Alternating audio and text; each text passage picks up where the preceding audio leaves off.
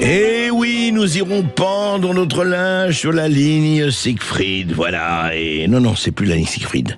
C'est la ligne Poutine, absolument. Attendez, on se prépare, parce que si l'on entend un certain nombre de généraux de plateau ou de grands stratèges, etc., et quand il en aura fini avec l'Ukraine, ce qu'à Dieu ne plaise, il va arriver à Paris. Les Cosaques vont boire dans les fontaines de la Concorde.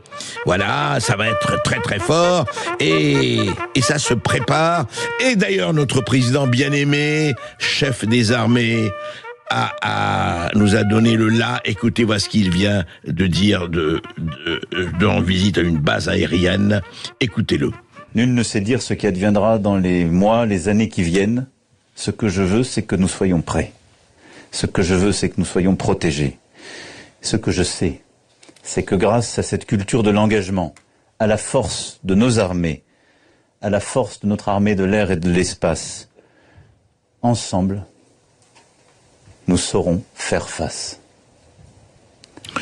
Vive la République, vive la France. Et vive Macron. Nous saurons absolument faire face. Et pour faire face, on ne s'arrête pas aux paroles. Tous les foyers français recevront avant l'été un manuel de survie. Eh oui, on n'est plus dans la vie, on va être dans la survie en cas de conflit armé, de pandémie ou de catastrophe naturelle. Alors, ce manuel de survie, je vous dis, vous allez tous le recevoir, certains peut-être l'ont déjà reçu. On voulait vous en parler quand même, c'est normal, c'est notre vocation. Donc, la première invite à se protéger soi, mais aussi protéger les personnes autour, la famille, les voisins, afin de sensibiliser la population française à la notion de solidarité. C'est très bien. Je pense qu'on n'a pas entendu ce livre pour que des millions de Français manifestent et actent leur solidarité. Mais voilà, c'est très bien. Ça s'appelle donc le kit de survie. Alors, voilà le kit de survie. Alors là, c'est magnifique.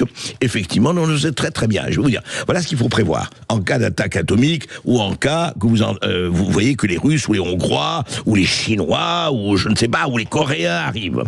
Alors, prévoir une radio à pile avec pile de rechange, du paracétamol, une trousse de premier secours, une lampe de poche, un briquet, une bougie, des allumettes, des lunettes de vue, oui ça y est j'en ai, ça va, et une paire de secours, j'en ai aussi, les photocopies des documents essentiels dans une pochette étanche, de l'eau potable en quantité, 6 litres par personne, je vous préviens, 6 litres par personne. Un double de vos clés, bien sûr, de la nourriture non périssable, un chargeur de téléphone portable. Le sac doit être vérifié une fois par an et placé dans un endroit facile d'accès. Voilà.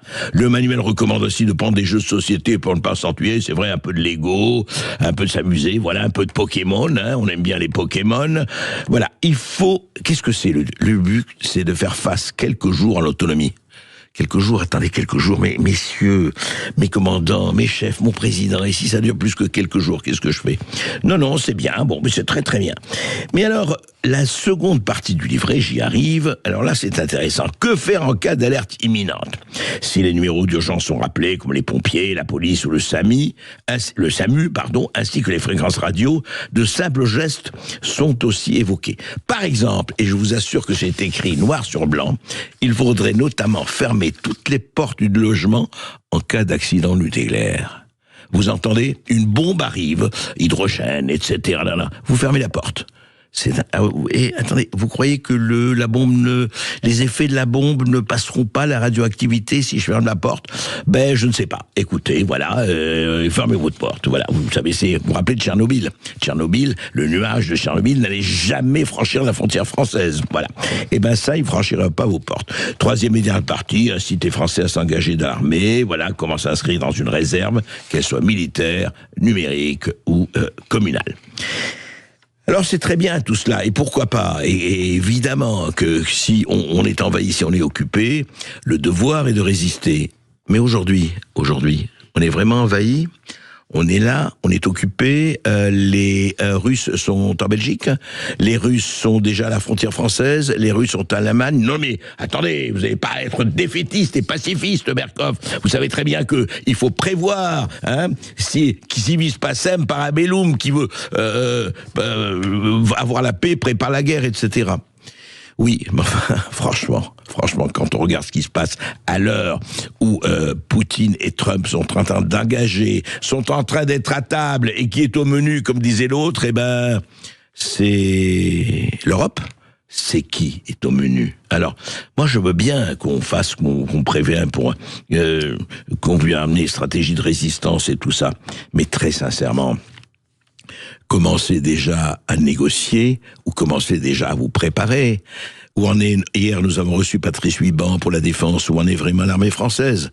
Où sont les rapports de force? Quel rapport de force en présence? Donc, moi, je veux bien, évidemment, qu'on soit vigilant. Je veux bien qu'on se prépare. Je veux bien tout cela. Je veux bien, mais attendez, ne faites pas strictement n'importe quoi. Et surtout, ce qui nous fait peur, et on n'est pas les seuls, c'est le gouverner par le chaos, gouverner par la peur, la stratégie de la peur, l'ingénierie sociale qui consiste à dire attention, on a besoin d'un peuple, allez, je ne dirais pas passif, je ne dirais pas soumis, mais quand même qui ne fasse pas trop de bruit, qui ne nous embête pas trop. Alors qu'il y a des problèmes en France, internes, des problèmes externes, notamment on s'occupe pas du tout de l'Algérie, par exemple. Non, pas vraiment. Des problèmes, évidemment, on vient de parler de Crépol, de Romans-sur-Isère, etc. Alors là, oui, écoutez, on va faire des choses, on va faire des commissions. Mais attention, le grand ennemi, c'est la Russie. Alors, aucun autre ennemi. Alors ça recommence comme avec la santé, comme avec le climat, comme avec tout ça. On nous fait peur. Moi, ce que je demande au prince qui nous gouverne, tout simplement, c'est d'avoir un tout petit peu, légèrement, s'il vous plaît, un peu de lucidité et d'arrêter de paniquer tout le monde. Au profit de quoi? Au profit de qui? Et au profit de quels intérêts?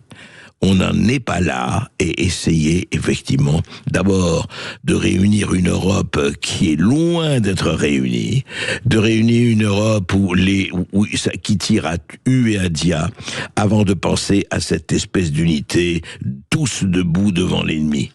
Arrêtez de vous fabriquer des ennemis et de nous fabriquer des ennemis. Quand les vrais ennemis, vous ne les traitez pas, vous les cachez, vous en faites un nuage et de fumée très, très, très opaque.